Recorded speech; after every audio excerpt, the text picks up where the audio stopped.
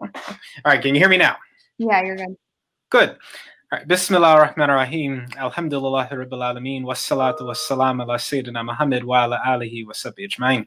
Assalamu alaikum, Ayan and Mohamed, and to all of our viewers, assalamu alaikum. Welcome to today's episode of CAIR on Air, the Muslim Action Hour. It's a pleasure to have you. My name is Edward Ahmed Mitchell. I'm the Deputy Director of the Council on American Islamic Relations.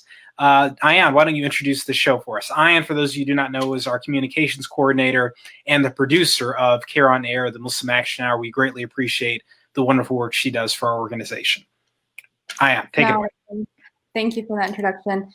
So today we're going to do a CAIR Minnesota community update. And that's why we have Brother Mohamed with us today. So he's going to share with us about an incident that happened in Minnesota over, I think it was a couple days ago. Am I right? Yes. Yeah. And after he explains that, then we're going to talk to one of our interns in Maryland to tell us about a social justice book club that they're doing. So we want to go ahead and get started. And Brother Mohamed, can you tell us a little bit about this incident? This was at a Walmart. There was people wearing a mask with a swastika on it. So can you tell us a little bit about that? Yes. Assalamu alaikum, everybody. So on Saturday, and thank you so much for having me as well. I really appreciate it. Yes. So on Saturday, we had Minnesota had a mandate to wear masks in businesses and in other indoor spaces.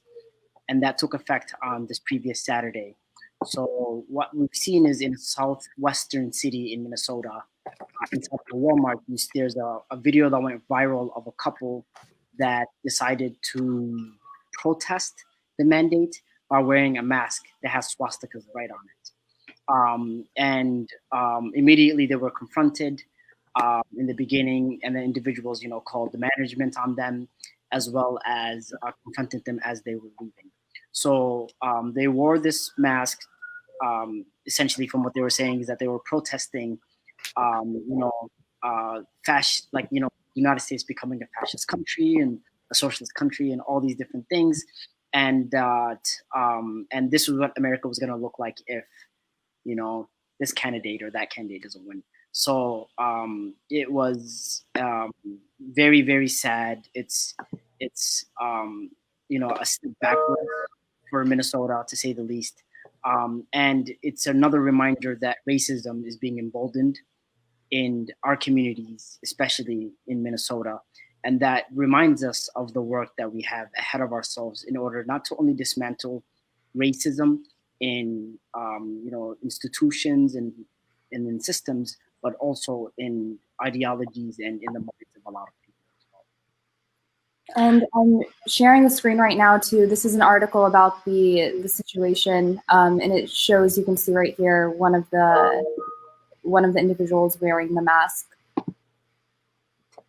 Yeah, and it's disturbing, and I think it highlights, Mohamed, would you say, this intersection between racism and COVID-19 issues, that, people have not decided to relax with their bigotry amid a pandemic. Usually if you ever watch, in history, we think of times like World War II or natural disasters. We think of these as times when people came together, but it's not necessarily completely true. There have always been bigots and racists who will continue to be bigoted and racist even in times of crisis. This is not, a movie like Independence Day where everyone suddenly gets along when the aliens attack, right? No, you still have people who will look at a disaster and just try to react in a way that is still bigoted. So in Minnesota, which has such a diverse population, you've got, obviously it's Minnesota, many white Americans, but also many Somali Americans, many Muslims, people of other backgrounds. Have you all been experiencing any sort of spike in issues of bigotry amid this national reckoning over racism, as well as all the chaos caused by COVID-19? Yeah, and Brother Edward, I think you put it perfectly in that in times of calamities and disasters, we often see marginalized communities.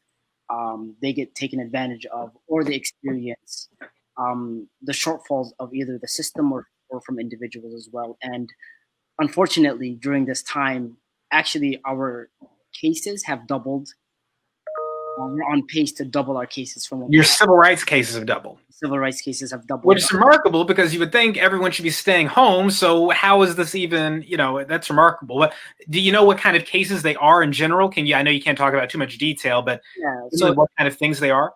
Yeah, no, definitely. So we're talking about just from everything, right? So when it comes to housing, to employment discrimination, to you name it, just all across the board.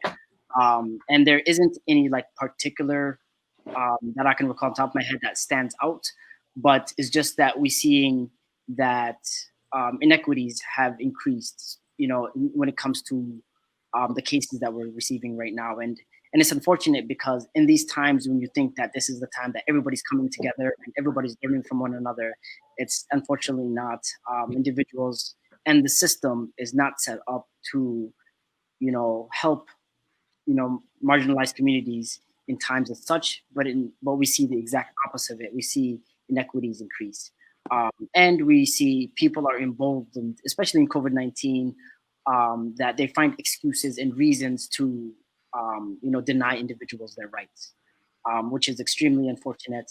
And even at this point, we have already passed the cases that we've seen in 2019. Gotcha. Mohamed, I know you've got to go, CAIR Minnesota. You've got something to handle there. So we appreciate you coming on. Ayan, you want to ask any final question, Mohamed, before we let him go briefly? No, thank you, Mohamed, for joining. I know you're in a rush, so I'm going to let you go this time. Thank you so much. Send our regards to Jaylani and the whole crew up in Minnesota. Will do. Assalamu alaikum. Wa alaikum assalam wa barakatuh.